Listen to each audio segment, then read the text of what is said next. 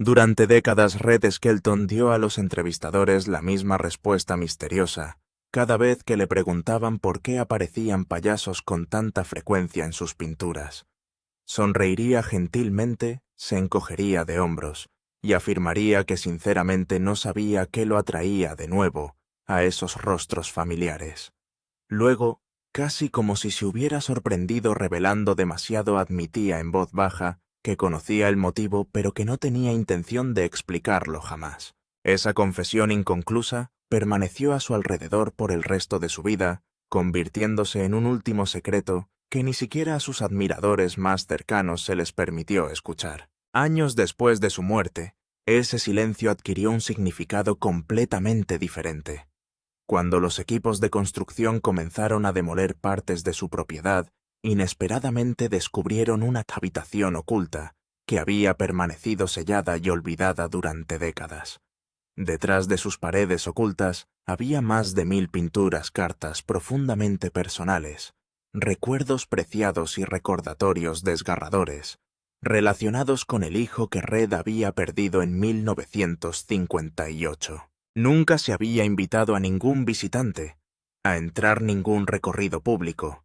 Había mencionado su existencia y casi nadie más allá de la familia inmediata sabía que estaba allí. La habitación en sí parecía diseñada para proteger recuerdos más que posesiones. Ni había ventanas que invitaran a la luz del día al interior, ni ninguna entrada que condujera directamente desde el mundo exterior, casi como si Red hubiera creado intencionalmente un lugar donde el dolor pudiera permanecer intacto para los extraños. Era un santuario construido no para el público, sino para un padre que había pasado su vida haciendo reír a millones, mientras cargaba silenciosamente con un dolor que nunca compartió del todo.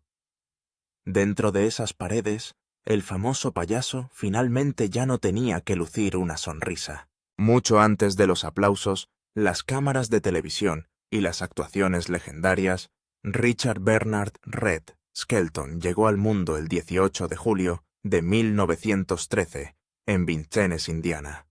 Desde el primer respiro que tomó la pérdida, ya se había convertido en parte de su identidad.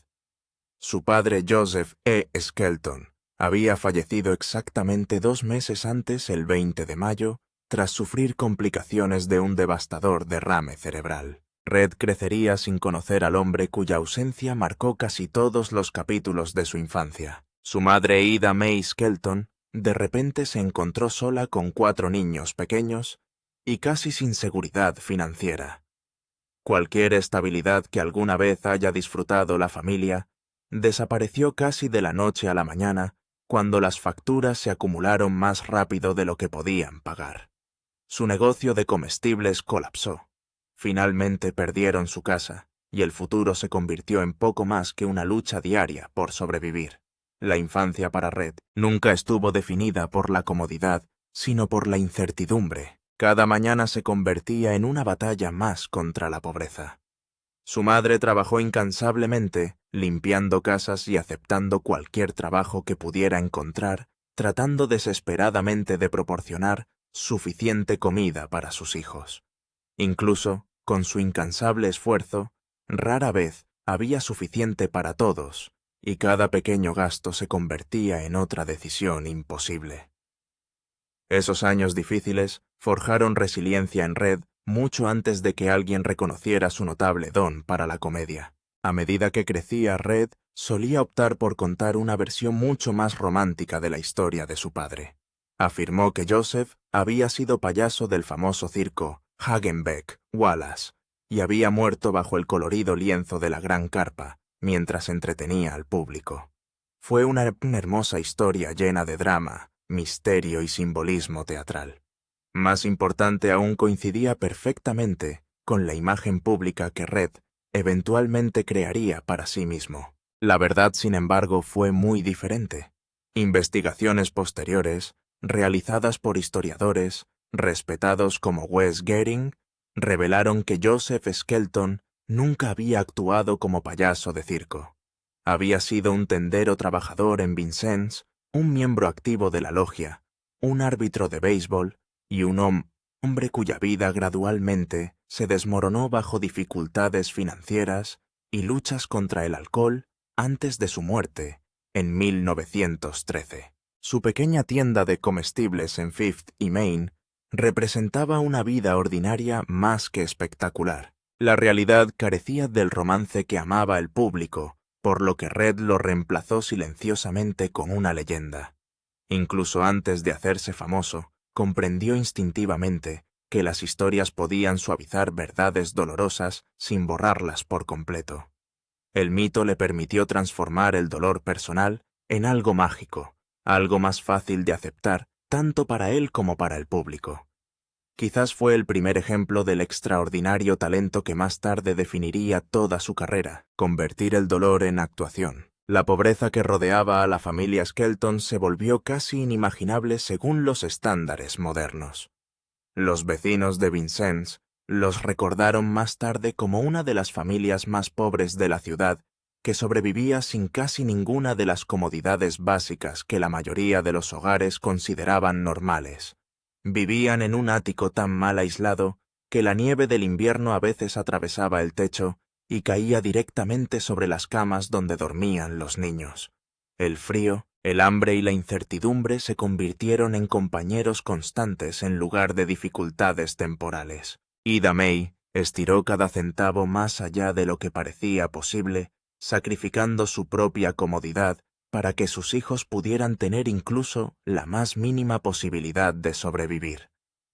Las comidas a menudo eran demasiado pequeñas para satisfacer a los niños en crecimiento, lo que llevó a los hermanos a competir por cada trozo de comida disponible. No había programas gubernamentales esperando para rescatar a familias en dificultades ni parientes ricos que llegaran con ayuda inesperada. Los Skelton sobrevivieron porque se negaron a dejar de luchar, incluso cuando cada día parecía más pesado que el anterior. Cuando Red era todavía un niño pequeño, la pobreza ya había moldeado la forma en que los demás lo veían. Algunos padres advirtieron en voz baja a sus hijas que mantuvieran la distancia, casi como si las dificultades mismas pudieran de alguna manera propagarse de una familia a otra. Ese tipo de juicios dejan cicatrices invisibles que los niños llevan hasta la edad adulta. Sin embargo, también agudizan la observación, obligando al niño a notar cada expresión, cada tono de voz y cada cambio sutil en el comportamiento humano. Esa extraordinaria conciencia se convertiría más tarde en una de las mayores fortalezas de Red como artista. Aprendió a estudiar a las personas mucho antes de subir a un escenario, observando atentamente cómo reían, discutían, sonreían y ocultaban sus emociones. Mientras otros niños jugaban sin pensar, Red recopilaba silenciosamente detalles sobre la naturaleza humana. Esas observaciones eventualmente se convirtieron en la base de los inolvidables personajes que más tarde daría vida. A la edad de 7 años, alrededor de 1920, Red ya había ingresado a la fuerza laboral. Se paró afuera del Pantheon Theatre, en la esquina de Fifth y Main, vendiendo periódicos, gritando titulares a la multitud que pasaba con la esperanza de ganar el dinero suficiente para ayudar a alimentar a su familia. El trabajo exigía largas horas en un clima helado, energía constante y la determinación de seguir sonriendo a pesar del cansancio. La infancia desapareció rápidamente cuando la supervivencia se volvió más importante que el juego. Muchas mañanas comenzaban antes del amanecer y terminaban solo cuando finalmente se habían vendido todos los periódicos. Los matones lo acosaban regularmente, los chicos mayores lo hacían a un lado y los clientes a menudo ignoraban por completo sus llamadas desesperadas. De vez en cuando la fortuna le sonreía, como el día inolvidable en que un generoso albañil le entregó una propina de $5, una enorme cantidad de dinero para un niño con dificultades durante esa época. Momentos como ese parecían casi milagrosos porque ocurrían muy raramente. La mayoría de los días trajeron poca recompensa a pesar del esfuerzo interminable. El hambre resultó mucho más persuasiva que la educación y la escuela. Poco a poco se convirtió en algo que Red simplemente no podía permitirse dar prioridad.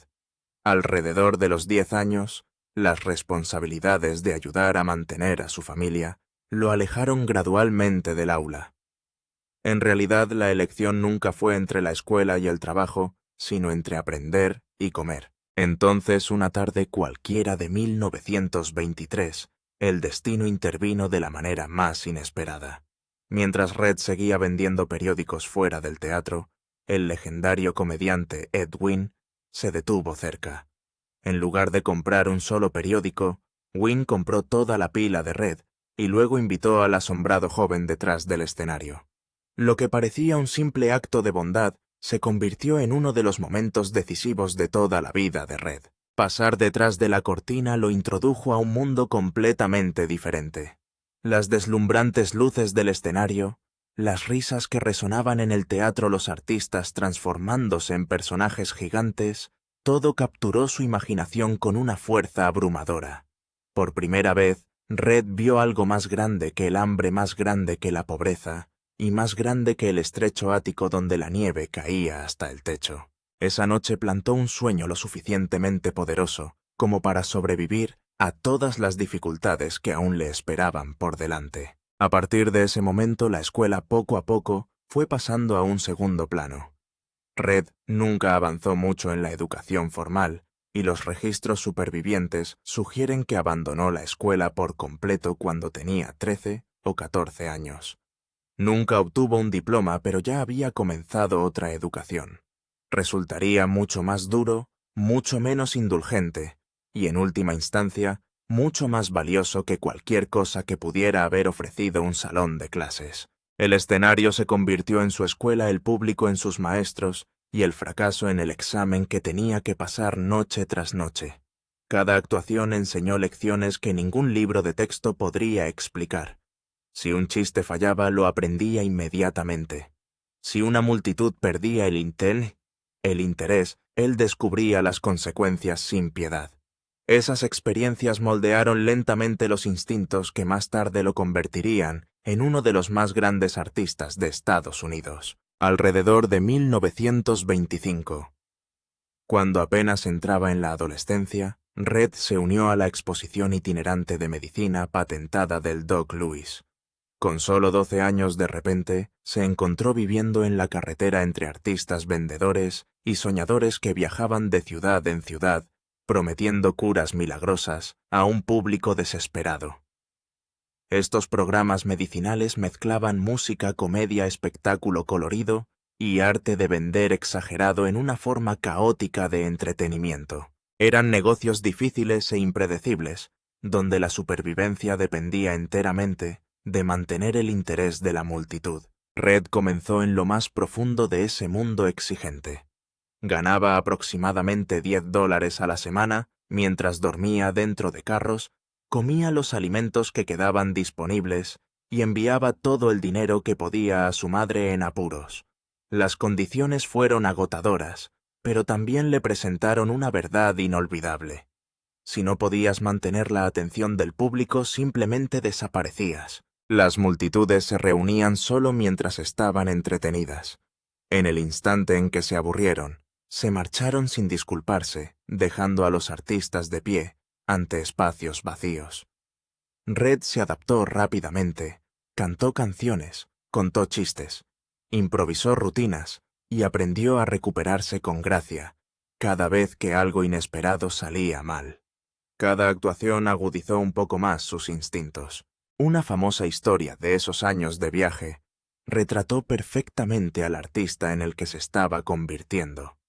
Alrededor de los 16 años, Red se cayó accidentalmente del escenario y rompió varios frascos de medicina patentada durante una actuación. Lo que podría haber terminado el espectáculo provocó risas explosivas en el público. En lugar de tratar el accidente como un fracaso, lo transformó en comedia. Ese momento, silenciosamente, estableció un patrón que definiría toda su carrera. La vergüenza personal se convirtió repetidamente en entretenimiento público.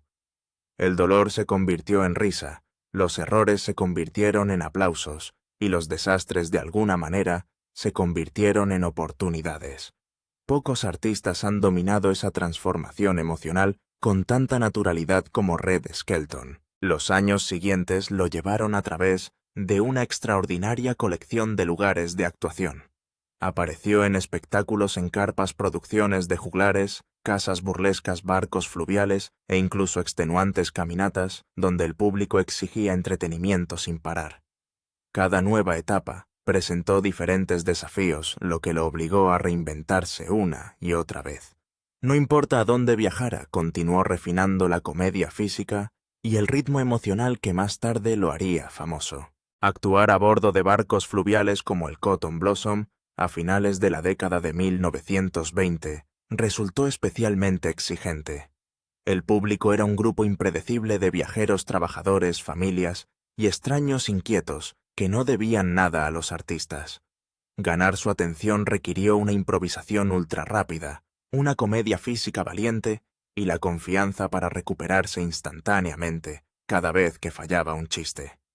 Esos escenarios flotantes no ofrecían lugar a dudas. La vida en la carretera rara vez transcurría sin problemas.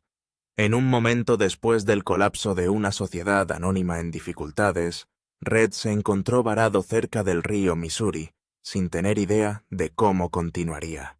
En otras ocasiones las producciones cayeron en un caos total, con fallas técnicas y confusión que se convirtieron en parte de la propia actuación. De alguna manera, incluso cuando todo parecía desmoronarse, el público siguió riendo y Red siguió aprendiendo. Esos años difíciles también le dieron algo mucho más valioso que la experiencia escénica. Viajando a través de comunidades en dificultades, observó a hombres sin hogar deambulando por las orillas de los ríos con poco más que la ropa que vestían y la esperanza que aún albergaban. En silencio guardó sus expresiones, su dignidad y la tristeza escondida bajo su humor. Esas imágenes inolvidables nunca lo abandonaron. Años más tarde reaparecerían en uno de los personajes más queridos de su carrera, Freddy the Freeloader. Freddy era innegablemente divertido, pero detrás de cada sonrisa había una inconfundible soledad, resiliencia y una silenciosa angustia. Esa profundidad emocional no fue algo que Red inventó en la habitación de un escritor o que tomó prestado de otro intérprete. Provino directamente del niño hambriento que una vez había dormido bajo un techo con goteras y del joven artista que había pasado años observando a personas destrozadas luchar por seguir sonriendo mientras la vida les daba todas las razones para no hacerlo. Al final de su adolescencia, Red ya había vivido más vidas que muchos hombres que le doblaban la edad. Alrededor de 1930 y 1931 en Kansas City, era maestro de ceremonias de caminatas y espectáculos burlescos, sobreviviendo gracias a sus nervios y sus movimientos. Estas caminatas eran una especie de locura propia de la época de la depresión. Competiciones brutales donde la gente caminaba durante interminables horas, mientras la multitud los veía desplomarse por el cansancio. Red trabajó como maestro de ceremonias, manteniendo viva la energía en habitaciones llenas de fatiga. Tuvo que estirar los chistes, llenar el silencio, levantar el aire muerto y mantener la atención durante horas. Ese tipo de trabajo podría arruinar a un artista débil. Para Red eso lo hizo más inteligente. Fue durante este tramo que Edna Stilwell entró en su vida y una vez que lo hizo todo, empezó a cambiar. Lo conoció por primera vez en Kansas City, cuando ella todavía era una adolescente y trabajaba como acomodadora. Al principio, ella no quedó impresionada. Él pidió acompañarla a su casa y ella lo rechazó. Pero más tarde en una caminata se cruzaron nuevamente y esta vez la conexión se mantuvo. Se casaron jóvenes sin dinero y llenos de valor. En muchos sentidos, Red tenía talento e instinto, pero Edna le dio forma a ese talento. Vio lo que funcionó, lo que no, y en lo que podría convertirse si dejara de depender únicamente del caos. Ella hizo mucho más que estar a su lado. Ella reescribió chistes. Ella construyó rutinas. Ella organizó su material.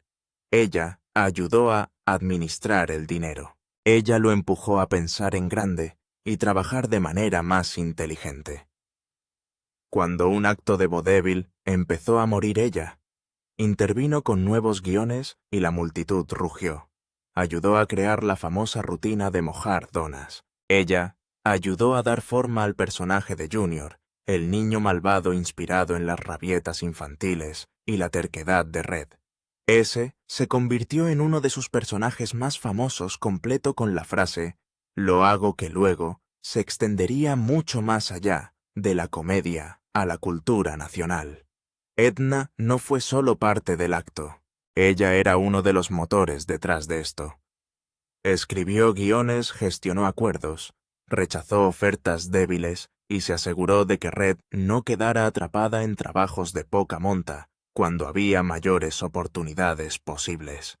Incluso utilizó el dinero de la caminata para invertir en bienes raíces. Para un hombre que había dejado la escuela temprano y había crecido en el caos, ese tipo de estructura importaba. Juntos pasaron de ser artistas de la carretera en apuros a alcanzar la atención nacional.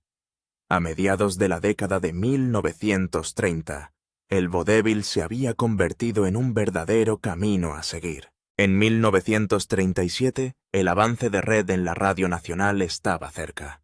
Ese avance se produjo con el Rudy Vallee Show y luego explotó el 7 de octubre de 1941, cuando Red Skelton lanzó su propio programa de NBC, el programa de cigarrillos Raleigh. El momento no podría haber sido mejor. La radio era el centro del entretenimiento estadounidense y Red consiguió un poderoso espacio los martes por la noche, justo después de Bob Hope. De repente el chico de Vincennes entraba en millones de hogares cada semana. Su espectáculo mezclaba monólogos, música y sketches, y el público respondió rápidamente. A principios de 1944, los índices de audiencia eran enormes. Ya no era solo un superviviente del camino, era una estrella, y con la radio surgieron los personajes que lo hicieron inolvidable. Estaba Clem Cady del Hopper, el país inocente, lento y desconcertado, formado en parte por personas que Red había conocido en Indiana.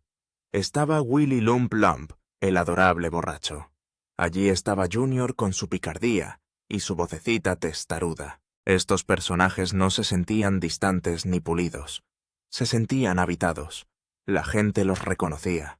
Los citaron. I Do It de Junior se volvió tan popular que incluso apareció en los titulares. Skelton había encontrado algo poderoso.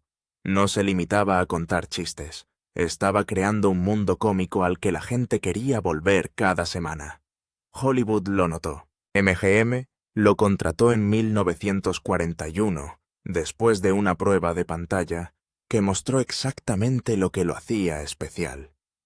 Era rápido, físico, relajado y valiente. Las películas siguieron rápidamente. Whistling in the Dark Ship. Ahoy Whistling in Dixie, Panama. Hattie Dewberry era una dama, I Do It y muchos más. En estas películas, Red interpretó a detectives tontos, soñadores y héroes propensos a sufrir accidentes. El mismo hombre que alguna vez sobrevivió siendo más divertido que el desastre, ahora estaba convirtiendo esa habilidad en un éxito de taquilla. Los directores confiaron en él para improvisar. El público confiaba en él para hacerlos reír. Luego, justo cuando su carrera estaba en su apogeo, la guerra lo interrumpió todo. Después de divorciarse de Edna, en 1943, perdió el estado civil que lo había ayudado a mantenerse fuera del reclutamiento. Fue reclasificado. Una AMGM luchó contra ello. Su patrocinador luchó contra ello. La gente argumentó que Red hizo más por la moral en la radio de lo que jamás podría hacer en uniforme, pero la junta de reclutamiento se negó a ceder. El 6 de junio de 1944, el mismo día del día de Red, dio su última transmisión de radio antes de presentarse a trabajar al día siguiente. No era un programa de historietas normal y corriente. El ambiente era más pesado. El país estaba atrapado por las noticias de guerra y el cómico que había pasado años haciendo reír a la gente de repente sonó vulnerable y humano de una manera nueva. Ingresó al ejército no como una celebridad mimada, sino como un soldado raso. Al principio entrenaba como todos los demás. Realizó ejercicios en campamentos en California, siguió las rutinas y no recibió ningún trato especial. Quería servicios especiales, la rama que utilizaba entretenimiento para elevar la moral de las tropas, pero la solicitud fue denegada al principio. Entonces, durante un tiempo, fue simplemente otro hombre asustado y uniformado que se dirigía a la guerra cuando tenía poco más de 30 años. Al final, el ejército vio lo que tenía y lo puso a actuar para las tropas, pero ni siquiera eso fue una tarea fácil. Red no se limitó a contar algunos chistes y descansar. Lo presionaron mucho, a veces haciendo hasta 12 espectáculos cortos en un solo día. Actuó en campamentos, tiendas de campaña, espacios abiertos y en barcos. Estas no eran multitudes de teatro cómodas. Eran soldados y marineros que cargaban miedo, cansancio, nostalgia y dolor. Actuó cerca del peligro, alrededor del ruido, en condiciones difíciles para hombres que habían visto la muerte o esperaban verla pronto. Entre chiste escuchó de cerca sobre las heridas, los amigos perdidos y la tensión de la guerra. Esa experiencia lo cambió. Eventualmente sufrió un ataque de nervios y tartamudeó debido a la presión y el cansancio, pero incluso durante esa lucha, hubo un momento que permaneció profundamente grabado en él. En un hospital militar pasó un tiempo visitando a un soldado gravemente herido, del que no se esperaba que sobreviviera. Red seguía regresando contando chistes e historias, tratando de levantar el ánimo del hombre. Poco a poco el soldado mejoró, y Red sintió que algo cambiaba en él también. Vio de la manera más clara posible que la risa no era solo un escape. Podría ser consuelo. Podría tratarse de una medicina mucho más real que cualquier cosa que hubiera vendido en una carreta cuando era niño. Fue dado de baja con honores en septiembre de 1945 y en diciembre estaba de nuevo en la radio NBC. En la superficie parecía como si hubiera continuado justo donde lo dejó. Misma voz, mismo público, mismo estilo, pero por dentro era diferente. La guerra había tallado algo más profundo en él. Esa es en parte la razón por la que sus trabajos posteriores a menudo parecían más cálidos y tristes al mismo tiempo. Todavía podría ser tonto. Todavía podía caer, tropezar, torcer la cara y hacer aullar a la gente, pero ahora tenía más corazón. Personajes como Freddy the Freeloader y Clem Cady del Hopper eran divertidos, sí, pero también transmitían soledad, inocencia y un dolor silencioso. A principios de la década de 1950, Red Skelton ya no era solo una estrella de radio y cine. Estaba entrando en el nuevo medio más grande de Estados Unidos, y lo hizo exactamente en el momento adecuado.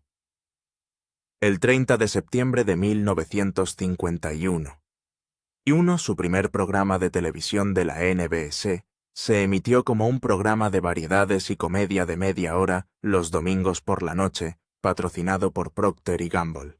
La gente no tardó mucho en darse cuenta. El programa ganó el Emmy al mejor programa de comedia de 1951, y el propio Red ganó el premio al mejor comediante o comediante. Esa misma primera temporada terminó en cuarto lugar en los ratings nacionales de Nielsen, con un enorme rating de 52, lo que significó que más de la mitad de los hogares con televisión estadounidenses lo veían en una época en la que la televisión aún era joven y las opciones eran pocas. De un plumazo, se había convertido en uno de los primeros artistas de Estados Unidos en ser igualmente famoso en la radio, el cine y la televisión al mismo tiempo. Más importante aún, demostró que la comedia física amplia y la payasada pura podían funcionar maravillosamente en la televisión, y eso ayudó a convertirlo casi de la noche a la mañana en el príncipe payaso de la primera televisión estadounidense. Ese éxito no permaneció ligado a NBC por mucho tiempo.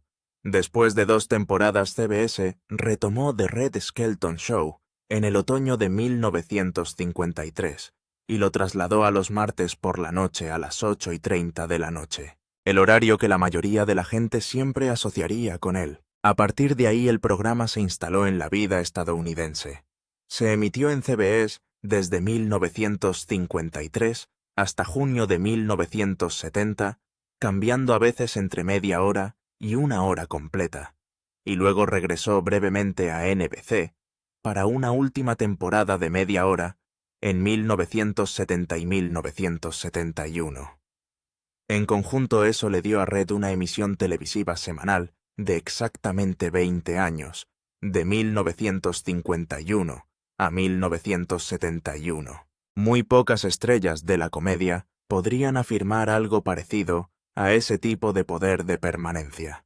Durante la década de 1960, el programa se ubicaba regularmente entre los 10 o 15 programas más importantes del país, y en las temporadas de 1962 y 1963 ascendió hasta el número 2 con una calificación de 31.1. Eso significaba entre 30 y 35 millones de espectadores cada semana en un mundo televisivo mucho más pequeño que el que vino después. No solo sobrevivía año tras año, sino que permanecía cerca de la cima, mientras muchas otras estrellas brillaban y desaparecían. Una gran parte de ese poder provino de los personajes a los que dio vida. La gente no solo sintonizaba con el propio Red, sino que también sintonizaba con el pequeño y extraño y divertido mundo que llevaba consigo. Freddy the Freeloader se convirtió en el más famoso de todos. Apareció por primera vez en televisión en 1952, y pronto se convirtió en el papel característico de Red, especialmente en los anuncios de pantomima muda, que cerraban muchos episodios. Freddy, con su maquillaje de payaso y su rostro triste pero gentil, tenía sus raíces en la propia historia familiar de Red, porque la apariencia se inspiró en la imagen del payaso de circo relacionada con su padre. Luego estaba Clem Cady del Hopper, el chico de campo de voz suave del condado de Corn Pond, Tennessee, un personaje que Red ya había usado en la radio en la década de 1940, antes de llevarlo a la televisión. Clem era sencillo, amable y tonto, en un sentido adorable, el tipo de figura de pueblo pequeño que el público reconocía al instante. Cauliflower McPug, el boxeador maltrecho, dejó que Red mostrara su don para el movimiento físico, con caídas y tropiezos tan precisos que casi parecían un baile. Junior, el niño malo, trajo un caos infantil malcriado.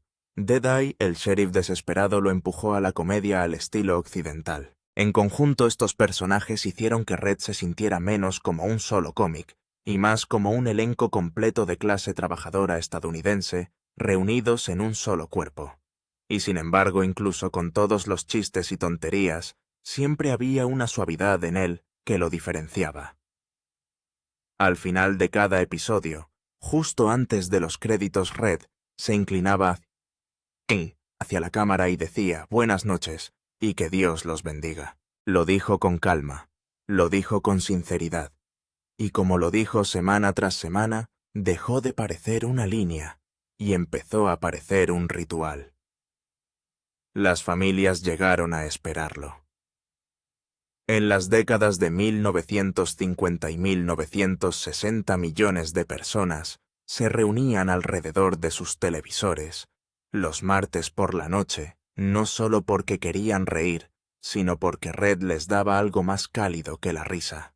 Les dio consuelo. Ese lado suyo se volvió aún más claro en las temporadas de 1960 y 1970, cuando pronunció un monólogo serio sobre el juramento a la bandera, y la CBS recibió alrededor de 200.000 solicitudes de copias. Esa respuesta mostró cuán profundamente se conectaban las personas con su honestidad emocional. Cuando el programa finalmente terminó en 1971, esa bendición final se había repetido tantas veces que se convirtió en parte de su identidad. Sin embargo, detrás de la cámara, su vida era mucho menos simple de lo que los espectadores imaginaban. En marzo de 1943, después de divorciarse de su primera esposa, Edna Stilwell Red, se casó con Georgia Davis, una actriz más joven de MGM.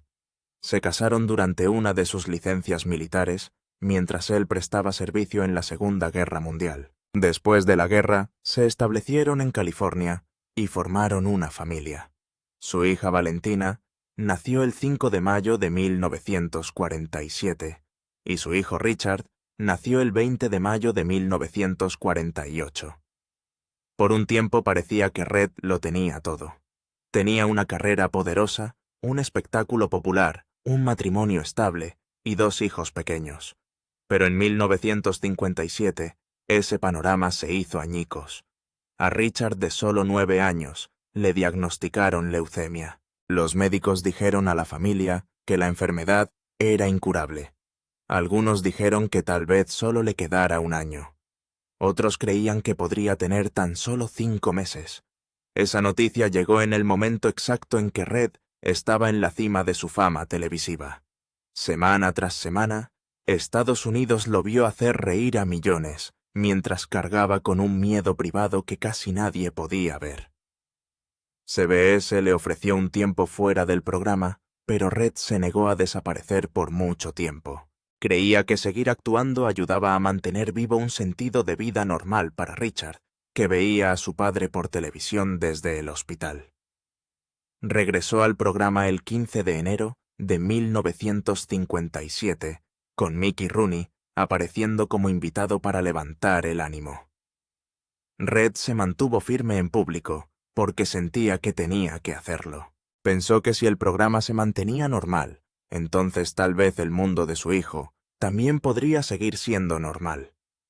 La familia hizo todo lo posible para brindarle a Richard momentos de alegría mientras el tiempo pasaba. Viajaron con él por todo el mundo, y el 22 de julio de 1957 se reunieron con el Papa Pío XIII en la Ciudad del Vaticano. Richard calificó esa reunión como el punto culminante del viaje, pero ni siquiera ese viaje pudo ser pacífico.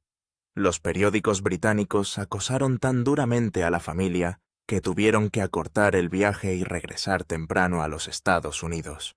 De regreso a casa, el estrés siguió aumentando. En noviembre de 1957, Red se cayó por un tramo de escaleras.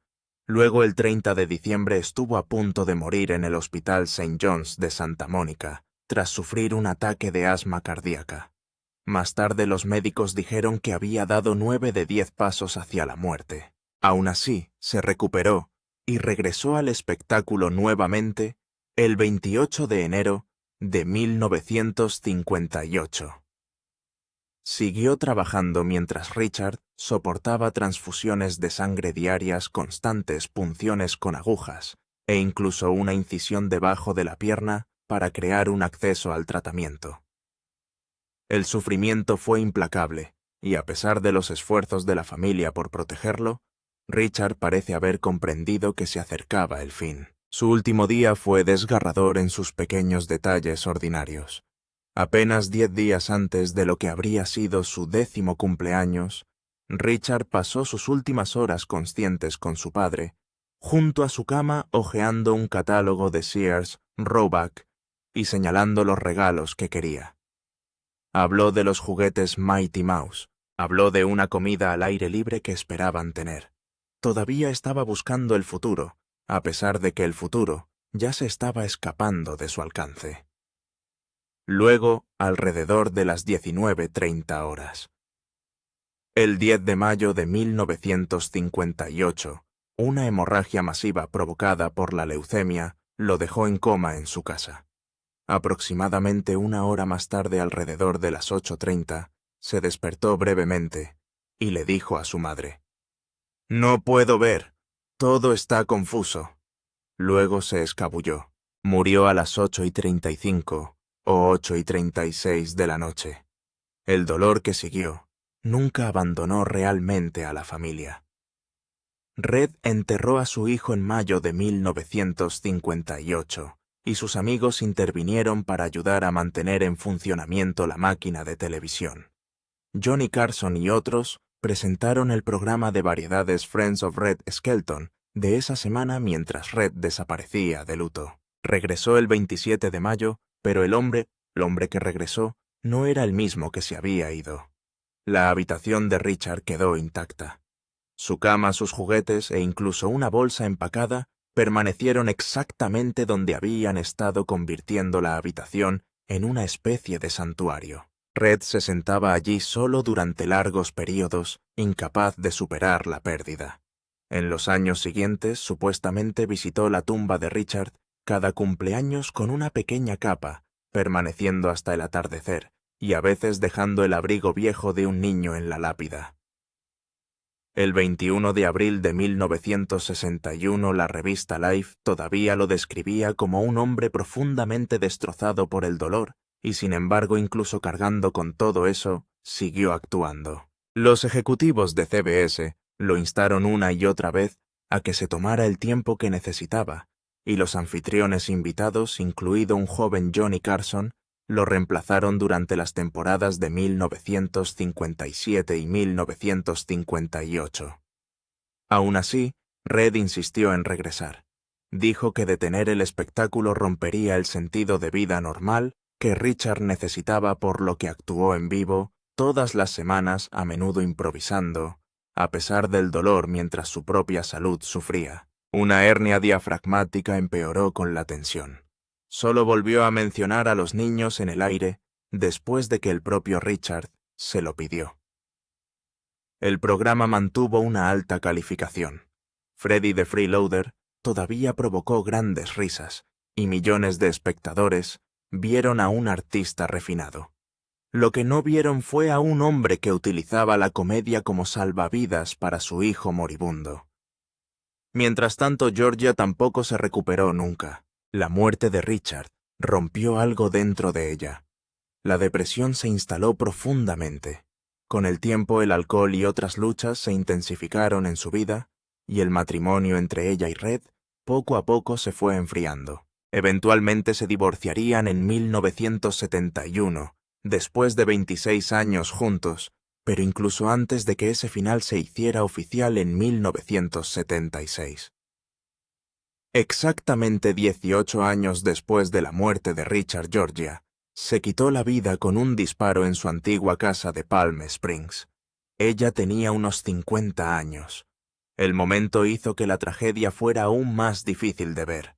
Era como si la misma fecha hubiera regresado para reclamar otra vida de la misma familia. Su hija Valentina también cargó con ese dolor durante años. Posteriormente, Red donó a organizaciones benéficas para niños y causas que ayudaban a jóvenes necesitados, tal vez porque ayudar a los demás era una de las pocas formas en que podía responder a un dolor que nunca podría deshacer. Si hubo un lugar donde Red derramó ese dolor, fue en la pintura. Incluso aunque su fama televisiva y su salario aumentaron su vida privada, siguió siendo mucho más tranquila de lo que la gente esperaba de una estrella de su tamaño. A finales de la década de 1950 y durante la de 1960, CBS le pagaba uno de los salarios más altos de la televisión. Al parecer, en el rango de 6 cifras, cuando la mayoría de las familias estadounidenses ganaban solo unos pocos miles de dólares al año, pero él no vivía como una llamativa celebridad de Hollywood. Le importaban más la familia, los caballos y la pintura que las mansiones gigantes o el lujo infinito. Georgia fomentó seriamente su arte y en 1964 presionó para que sus pinturas de payasos se exhibieran en el Hotel Sands de Las Vegas. La respuesta sorprendió a mucha gente. Sus originales se vendieron, sus grabados se vendieron y las pinturas se convirtieron en algo más que un pasatiempo.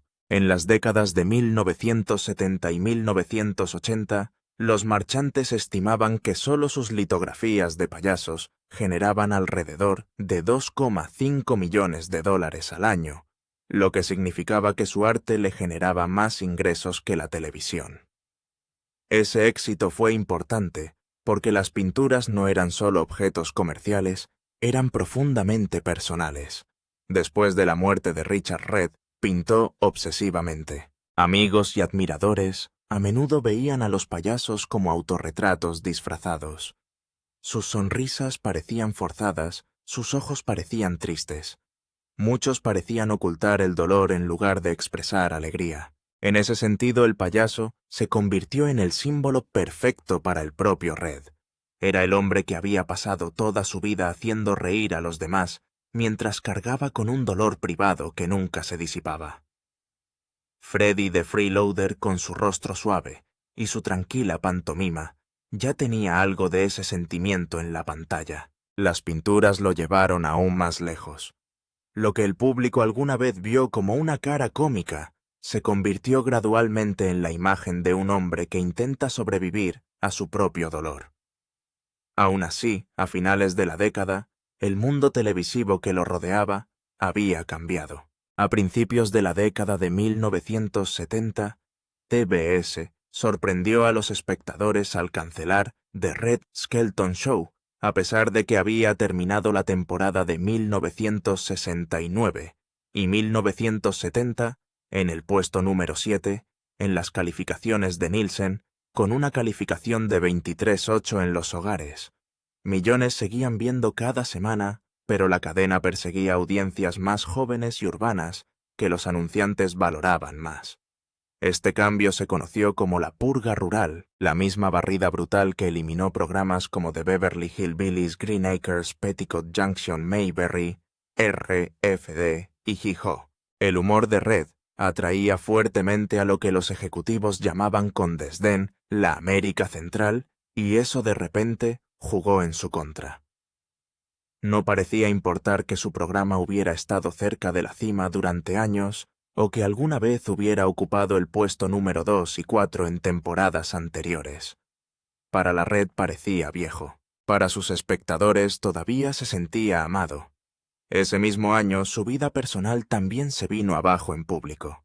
Red y Georgia se divorciaron el 12 de octubre de 1971, solo unos meses después de que se emitiera su último episodio televisivo, el 20 de mayo.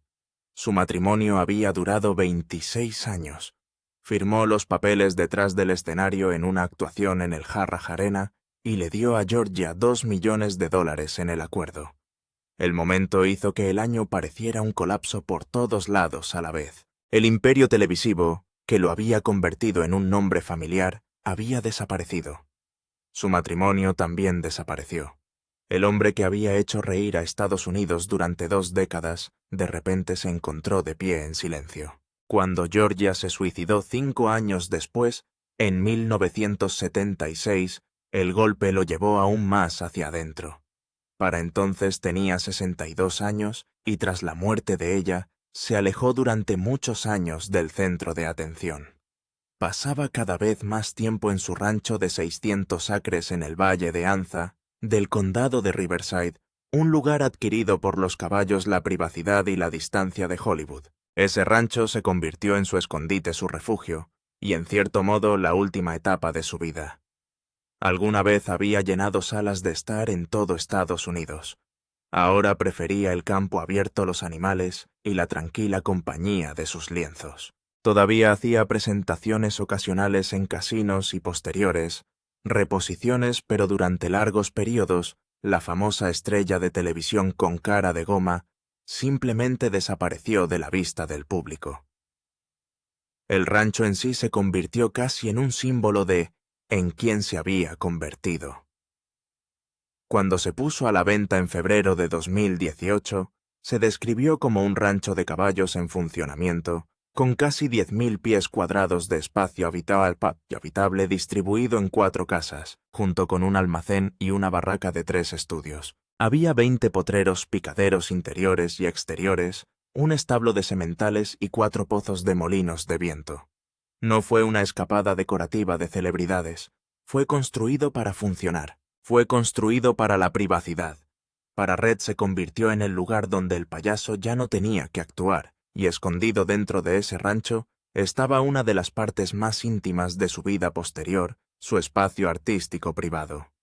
El barracón de 3 estudios era donde pasaba cada vez más tiempo, especialmente a medida que pasaban los años y el público se desvanecía. Allí no había productores, ni cámaras ni aplausos, solo lienzos, pinceles, óleos, payasos y silencio.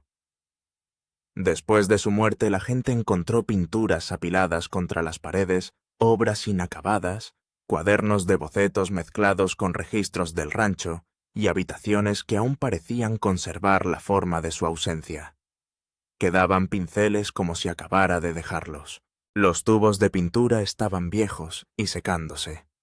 Se sentía menos como un estudio de arte y más como un diario que nadie había leído en su totalidad. Para entonces, sus pinturas se habían convertido en uno de los segundos actos más extraños del mundo del espectáculo. Había pintado más de 1000 cuadros al óleo, la mayoría de ellos de payasos. Los originales podrían venderse por decenas de miles de dólares. Algunas listas posteriores colocaron piezas importantes entre 10.000 y 15.000 dólares, mientras que las impresiones y transferencias de lienzos a menudo se vendían por cientos o unos pocos miles. Sin embargo, lo que importaba incluso más que el dinero era lo que parecían revelar las pinturas. Los curadores y coleccionistas a menudo notaron que los mismos temas regresaban una y otra vez. Pérdida, soledad, infancia, distancia, sonrisas que no terminaban de convencer ojos que parecían demasiado cansados. Los payasos parecían sostener las cosas leídas que rara vez se decían en voz alta.